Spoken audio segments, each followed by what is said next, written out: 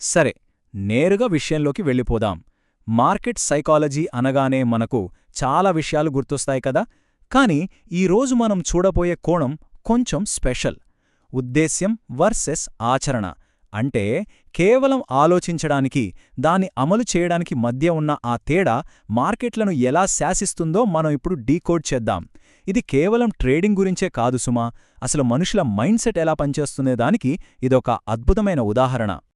ఒక్కసారి ఆలోచించండి, మన ఉద్దేశ్యాలు చాలా మంచివి అయినంత మాత్రాన ప్రకృతి మనకు రివార్డ్స్ ఇస్తుందా? లేదా న్యాయస్థానాలు మనకు అవార్డ్స్ ఇస్తాయా? లేనేలేదు. ఒక వ్యక్తి మనసులో దొంగతనం చెయ్యాలని ఎంత ప్లాన్ వేసినా చట్టం అతన్ని ఏమీ చేయలేదు కదా, ఎందుకంటే అతను ఇంకా ఆ పని చేయలేదు. అదేవిధంగా నేను చాలా మంచివాణ్ణి, అందరికీ మంచి జరగాలనేదే నా ఉద్దేశం అని మనసులో అనుకుంటే సరిపోదు. ఆచరణలో చూపిస్తేనే ప్రకృతి గుర్తిస్తుంది. ఇది యూనివర్సల్ రూల్. ఇప్పుడు ఈ స్లైడ్ చూడండి, అసలు పాయింట్ ఇక్కడే ఉంది. ఒకవైపు నీయత్ అంటే మన ఉద్దేశం, మన ఆలోచన. మరోవైపు కర్మ అంటే మనం చేసే పని, మన ఆచరణ. చాలామంది నా ఉద్దేశం మంచిదే కదా, మరి నాకెందుకు మంచి జరగట్లేదు అని ఫీల్ అవుతుంటారు. కాని నమ్మండి, ఈ విశ్వం ఎప్పుడూ ఎడమవైపున్న మీ నీయత్నే చూడదు. అది కేవలం కుడివైపున్న మీ కర్మని, అంటే మీరు వాస్తవంగా ఏ యాక్షన్ తీసుకున్నారు అనేదాన్ని మాత్రమే పరిగణలోకి తీసుకుంటుంది. సరే, ఈ లాజిక్ని మనం స్టాక్ మార్కెట్కి అప్లై చేసి చూద్దాం. మనందరికీ క్రౌడ్ సైకాలజీ గురించి తెలుసు. జనాలు గుంపుగా ఎలా ఆలోచిస్తున్నారు అని విశ్లేషించి మార్కెట్ నెక్స్ట్ మూవ్ని అంచనా వేయడం. కానీ ఇక్కడే ఒక పెద్ద పొరపాటు జరుగుతుంటుంది. జనాలు ఏం మాట్లాడుకుంటున్నారు అనేది మనం వింటాం, కానీ వాళ్ళు నిజంగా తమ డబ్బులతో ఏం చేస్తున్నారు అనేది వదిలేస్తాం. అదే అతి పెద్ద ట్రాప్. ఈ మాటలు ఒక్కసారి గట్టిగా బ్రెయిన్లో ఫిక్స్ చేసుకోండి.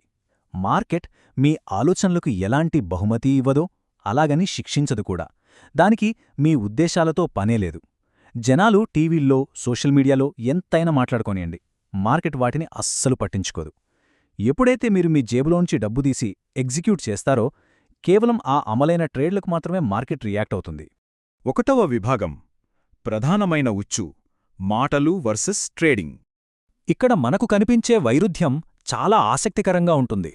ఒకవైపు అయ్యో మార్కెట్ క్రాష్ అయిపోతోంది లేదా బుల్ రన్ మొదలైంది అని జనాలు తెగ చర్చించుకుంటారు. కాని మరోవైపు చూస్తే వాళ్లు ₹1 కూడా పెట్టుబడి పెట్టరు, లాంగ్ వెళ్లరు, షార్ట్ చేయరు. కేవలం ఊహాగానాలు మాత్రమే. మాటలు కోటలు దాటుతాయి, కానీ వాళ్ల క్యాపిటల్ మాత్రం అకౌంటు దాటదు. ఈ గ్యాప్ ఉంది చూశారు, ఇదే మార్కెట్ని బాగా కన్ఫ్యూజ్ చేసేది. అసలీ క్రౌడ్ బిహేవియర్ ఎలా ఉంటుందో చూడండి. ఎప్పుడూ మార్కెట్ డైరెక్షన్ గురించి నాన్ స్టాప్గా మాట్లాడుతూనే ఉంటారు. విపరీతమైన భయమో లేక విపరీతమైన అత్యాశో కనిపిస్తుంటుంది. కానీ యాక్షన్ దగ్గరకొచ్చేసరికి జీరో. ఎవ్వరూ రిస్క్ చేసి డబ్బులు పెట్టరు. మరి మార్కెటేమన్నా పిచ్చిదా ఈ అరుపులు కేకలు వింటూ కూర్చోవడానికి? అది నాయిస్ని పూర్తిగా ఇగ్నోర్ చేస్తుంది. జనాలు జస్ట్ మాటలకే పరిమితమైనంతకాలం మార్కెట్ తన పని తాను చేసుకుంటూ పోతూనే ఉంటుంది. దీన్ని ఒక ప్రాక్టికల్ ఎగ్జాంపుల్తో చూద్దాం.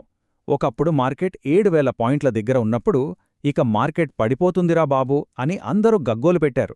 కాని ఎవ్వరూ యాక్షన్ తీసుకోలేదు. మార్కెట్ ఏం చేసింది? సైలెంట్గా 10,000కు వెళ్ళింది. జనాలు షాక్. ఇది నమ్మలేం, ఇప్పుడు పక్కా క్రాష్ అవుతుంది అని మళ్ళీ డిస్కషన్లు. కాని అప్పుడు వాళ్ళు డబ్బులు పెట్టలేదు. ఫైనల్గా మార్కెట్ 15,000 మార్క్ని దాటేసింది. చూశారా, యాక్షన్ తీసుకోకుండా కేవలం మాట్లాడుకునే వాళ్లని మార్కెట్ ఎంత దారుణంగా పక్కడపెట్టేసిందో. మరి మార్కెట్ ఎప్పుడు రియాక్ట్ అవుతుంది? ఎప్పుడో తెలుసా? ఇక్కడే ఉందసలైన ట్విస్ట్. జనాలు ఎప్పుడైతే ఈ మాటలు, మీటింగులు ఆపేసి నిజంగా భయపడి ట్రేడ్ బటన్ నొక్కుతారో, అంటే ఎప్పుడైతే వాళ్ల మాటలు ఆచరణగా మారతాయో, కరెక్ట్గా ఆ సెకండ్లోనే మార్కెట్ తన పార్ చూపిస్తుంది. ఉద్దేశ్యం కాస్త కర్మగా మారిన వెంటనే మార్కెట్ చాలా కఠినమైన రివర్సల్ తీసుకుంటుంది. అది మామూలు దెబ్బ కాదు.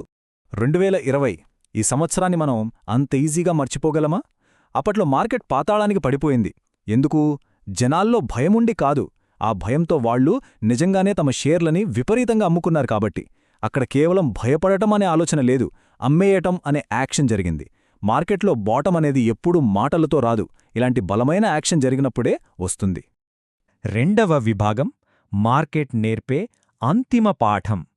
ఇది ఎంత అద్భుతమైన వాక్యం అంటే మనం కేవలం మార్కెట్కే కాదు, మన జీవితానికి కూడా అన్వయించుకోవచ్చు. మనిషి తాను చేసే కర్మల ఫలాలను అనుభవిస్తాడు తప్ప ఉద్దేశాల ఫలాలను ఎన్నటికీ కాదు. మీరు మార్కెట్లో సక్సెస్ అవ్వాలన్నా, జీవితంలో గెలవాలన్నా కేవలం ఆలోచనలుంటే సరిపోదు, పక్కా ఆచరణ కావాలి. ప్రకృతికైనా మార్కెట్కైనా చివరికి కావాల్సిన రిజల్ట్ మాత్రమే, మీ ఇంటెన్షన్ కాదు. ఇక ముగించే ముందు మనం వేసుకోవలసిన ఒక ఇంట్రెస్టింగ్ ప్రశ్న. మీరు మార్కెట్ని ఎనలైజ్ చేస్తున్నప్పుడు జనాలు ఏం మాట్లాడుతున్నారో చూస్తున్నారా? లేక వాళ్ళు నిజంగా ఏ వైపు ఇన్వెస్ట్ చేస్తున్నారో ట్రాక్ చేస్తున్నారా?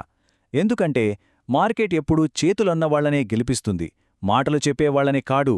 మరి మనం కేవలం ఆలోచించేవాళ్లగా ఉండిపోదామా, లేక ఆచరించి చూపేవాళ్లగా మారుదామా? Think about it. ఉద్దేశ్యానికి ఆచరణను జోడిద్దాం. అసలైన మార్కెట్ సైకాలజీని అర్థం చేసుకుందాం.